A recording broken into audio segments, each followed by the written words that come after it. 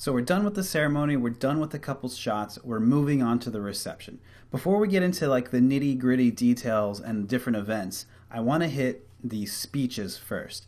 Typically, they'll be on later in the night, but sometimes they start up right away.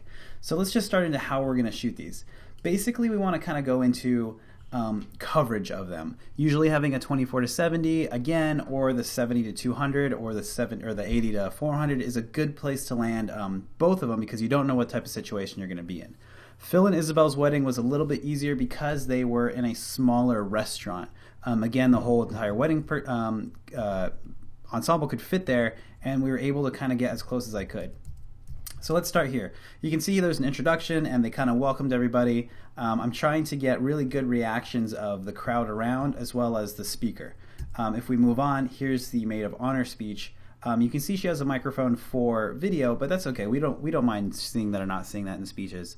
The main thing is to get their expression, them talking, and if you can, the couple. Sometimes you want to just get shots of them. We can show you that later. And sometimes you want to get shots of the couple. But the big thing here is that we're seeing their eyes looking up, not looking down at what they're reading, and addressing the couple. Here we have the couple listening to a couple of speeches, and there's no real reactions here. Here she said something funny, obviously. We see the couple laughing and responding to that. Really, again, it's more about coverage, and it's more about telling a story. So you want to make sure you get a picture of everyone up there speaking. Sometimes it'd be nice if you got a medium and a wide. So you want to be able to see this, see that, and a big, just giant coverage of the entire event. Here again is another close-up shot of her talking speech. Again, her eyes up instead of looking down. We got her addressing the crowd. The couple laughing to a story. Here's a more interesting and fun kind of negative space shot. I really kind of like these paintings and pictures in the background. It was also nice with this line across. Just felt like it was nicely composed. It was the best man giving a speech and our couple here laughing and enjoying it. Again, storytelling. Something to look at after these is what happens after the speech. Typically, if it's the best man or the maid of honor or whomever, the bride and the groom are going to go give them a hug or say thank you, and that's a really good time to get an awesome shot. For some reason, it tends to work better with groomsmen. They always have this nice, big, manly hug at the end of the thing. It's a really nice moment. You can kind of edit. You can see we edited black and white here. Again, another thing to do is to get those cheers glasses if you can as filler. This is a little out of focus, a little too quick for me, but always look for those. Get another variation. You can kind of take one flat on this way because there's a wall, take a few steps to the left, get a couple of different shots. Also make sure to get the couple reacting. Here's another interesting shot in that same sort of framing. Again, Phil being goofy because that's who Phil is. And also here is another one of the wedding party was so small here that all the groomsmen were able to give speeches, which is really great. I got a chance to really change up the look. But here you can see I really got a really nice moment where he's kind of talking, laughing. It's really just a nice moment and captures a good emotion. Again, being prepared and having a quick shutter, knowing when to kind of fire off is really what you're looking for here. You're looking for lots of fun, lots of faces.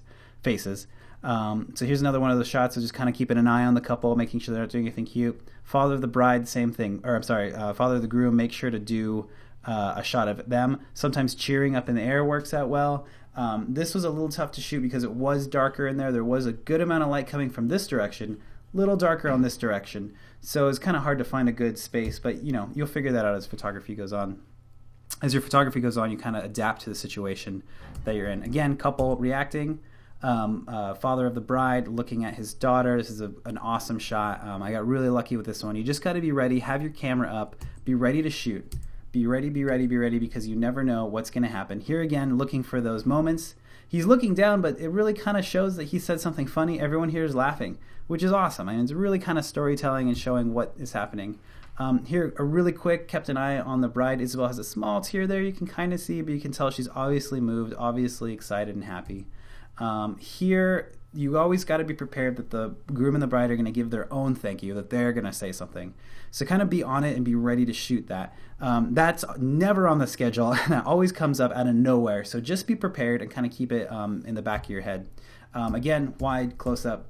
looking to the crowd, looking at the mother of the bride to try and capture them listening. Again, another shot with the groom and his bride if he's talking to her. Let's moving back to here. This is the other wedding. Here's a good reaction of the bride and the groom laughing to the maid of honor speech, who was talking about them when they used to watch Titanic and turn their t-shirts into long hair because they wished they had long hair when they were kids. So you kind of got to pay attention to what's going on in the speech, seeing where and what is happening. I saw this happening. I took a picture of her before she put this on, and that was over here. You could tell that she was going to be a funny person. She was going to make her laugh a lot. So you want to try and nab both these shots, her laughing and her making her laugh. Because look, it just tells a good story. It's just good storytelling.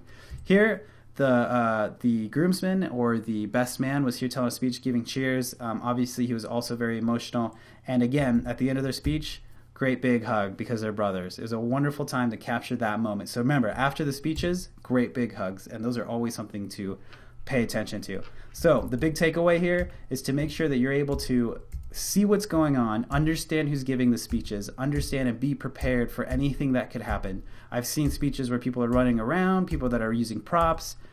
You want to take a look at the crowd. You want to take a look at the couple. Keep an eye on the couple. You want to take a look at that hug afterwards. So just a big thing, just pay attention, be ready to go, and understand what you're doing.